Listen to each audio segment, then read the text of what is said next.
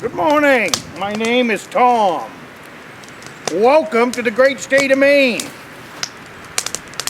I'm out for a walk this morning, collecting some chaga, different things like that for my fire stuff. And there's going to be other things in there as we go. This is a playlist that I'm going to carry on with for this winter, anyways. But what we're doing today is we're gonna be talking about. First of all, let's have some coffee. There are two items in the Maine forest that are king. What I want to do in this series is I want to get away from the norms.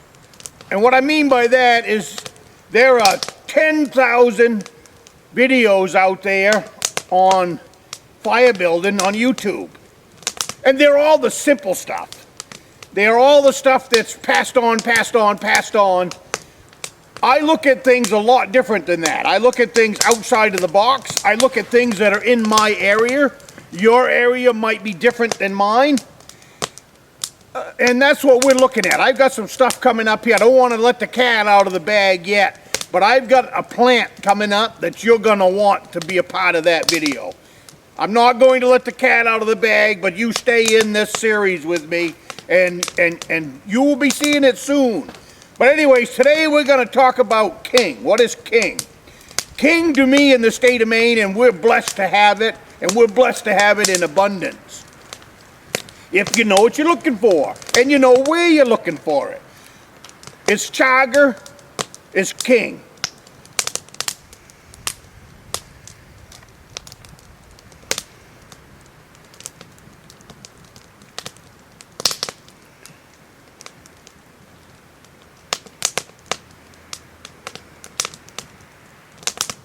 King, let's say king number 2. Let's say king number 1 is white birch bark. White birch bark is I am glad that I live in a state that has white birch trees.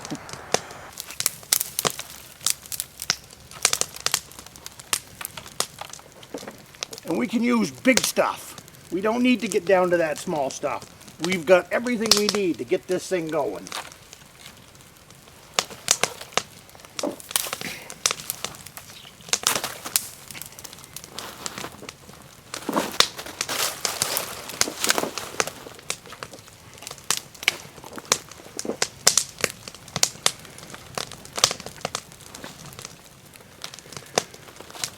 Now, I don't leave the state of Maine that much, and I just assumed that across the United States that every state had white birch bark. Well, come to find out, that's not true. I learned that through YouTube. I learned that through my subscribers in their comments over the years. I never realized that white birch bark wasn't everywhere. So I feel bad for you people that don't live in a state that has white birch trees. White birch bark is a tremendous fire starter. You can pull it up. Now, down here, I've got a tree that's been on the ground for years. The whole inside of the tree will be rotted out sometimes when you see them laying on the ground. And you pick that bark up, and it's still usable as a fire tinder every time without fail. Now, can you see that right there leaning up against that stump? That is the birch bark that was wrapped all the way around that stump. And if I take you down a little more, right under that snow, there's a huge piece, huge. That will build an enormous fire. So I'm going to go over there, I'm going to harvest that bark, and we're going to carry ourselves up to where where I can see some blowdowns. That's an awesome fire starter in those conditions. You know, a tree that's on the ground, they're usually rotted beyond belief and no good at all. White birch bark isn't that way. The other thing, let's say king number 2 is chaga. I know we got to step on a lot of toes with that one, but only because we live here in the state of Maine. And the reason I put chaga at number 2 is because it's harder to find. It's harder to find, and it also needs to be seasoned. Whereas white birch bark can come right off a tree and you can burn it. You can use your fire rod on it. You can get a fire going. You can use a match. You can use a lighter. Doesn't matter what. Seems like every time I sit down here, there's either a plane going by or a helicopter. Chaga is harder to find, and you need to season it. Season it by you go and clip it off a tree, you put it in a box, you put it in a pail. You don't want to close it up. You want to leave it open to the air so that if you close up the box and put it on the shelf that way, it'll mold on you because it has to be in fresh air to dry out.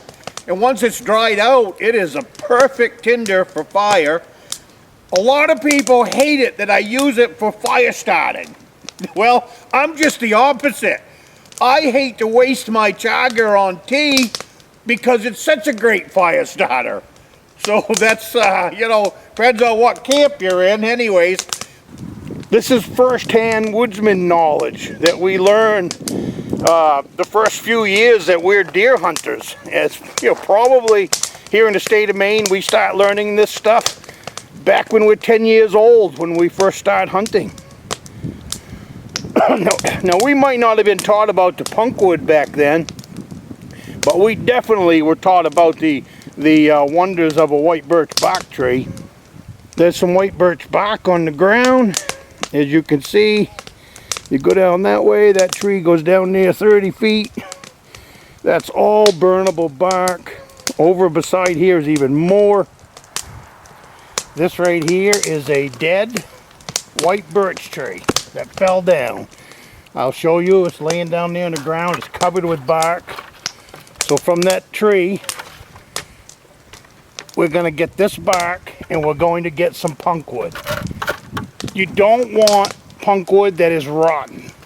You want punkwood that is spongy. This is really wet because we've been having a lot of rain. Punkwood and rotten wood are two different things. You don't want rotten wood. You want punkwood. Punkwood is squishy and soft like a sponge. And usually it'd be nice and clean. It's not laying on the ground. I see a lot of videos where people are picking it off the ground. You can find enough dead stumps and dead trees to find what you want for punkwood.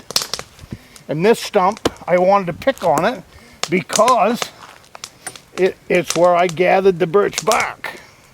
So there's some more punkwood. See over here, this is rotten wood. You don't want rotten wood. See that up there? That's rotten. You don't want that. See this nice white clean stuff?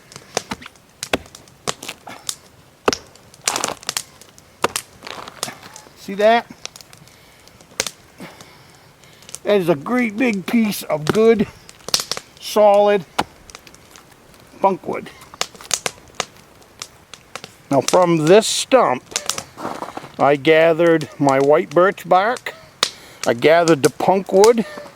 And you can see over there on the ground, there's a whole tree of bark laying there.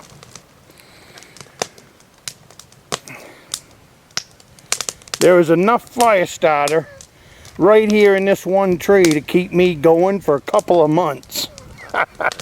So that's you know, this goes back to why lug it, why buy it, why carry it. So many whys. I like saying that saying because why are we carrying and buying fire starters from the store?